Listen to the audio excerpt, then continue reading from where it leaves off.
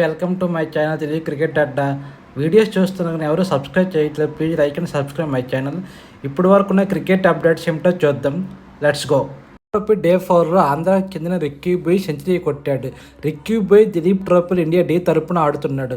India D తన second innings 408 runs కొట్టాల్సి ఉండగా Ricky Bhui 113 runs చేశాడు. 195 బాల్లో 14 4లు 3 సిక్స్లు కొట్టాడు. ట్రోఫీలో రుతురాజ్ గైక్వాడ్ కెప్టెన్గా మరియు బ్యాట్స్మెన్గా చాలా బాగా రాణించాడు. సెకండ్ రౌండ్ మ్యాచ్లో తను ఫస్ట్ ఇన్నింగ్స్లో 50 కొట్టాడు, సెకండ్ ఇన్నింగ్స్లో 50 కొట్టాడు. అలాగే కెప్టెన్గా మ్యాచ్ని డ్రా చేయించాడు. అదేవిధంగా దిలీప్ ట్రోఫీ ఫస్ట్ రౌండ్లో కెప్టెన్గా మ్యాచ్ని గెలిచాడు. రాహుల్ కాంబోజ్ దిలీప్ ట్రోఫీలో చాలా బాగా బౌలింగ్ చేశాడు.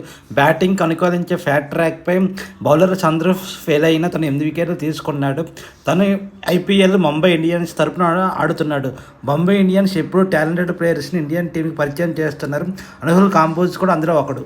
ట్రోఫీలో ఫస్ట్ మ్యాచ్ ఇండియా ఏ మరియు ఇండియా డి మధ్య జరుగుతుంది కదా. ఈ మ్యాచ్లో ఇండియా ఏ 186 రన్స్ తేడాతో గెలిచింది. 488 రన్స్ చేజింగ్ చేయాల్సి ఉండగా ఇండియా డి తన సెకండ్ ఇన్నింగ్స్లో 301 రన్స్కి ఆల్అవుట్ అయింది.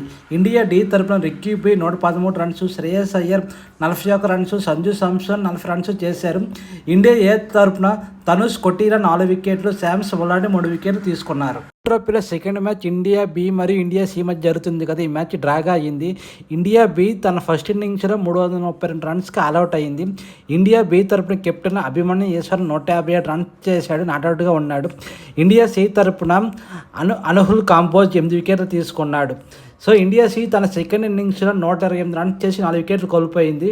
ఇండియా సి తరపున కెప్టెన్ రుతురాజ్ గైక్వాడ్ 62 రన్స్ చేశాడు.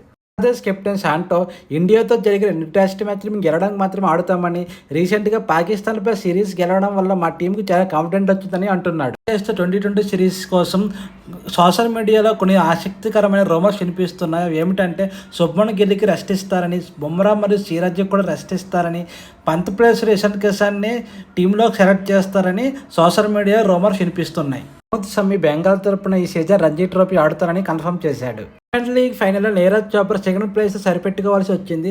యాక్చువల్గా ఫస్ట్ ప్లేస్కి సెకండ్ ప్లేస్కి 1 సెంటీమీటర్ మాత్రం డిఫరెన్స్ ఉంది. యాక్చువల్గా ఫైనల్స్కి నీరజ్ చోప్రా లెఫ్ట్ హ్యాండ్కి ఇంజ్యూరీ అయింది.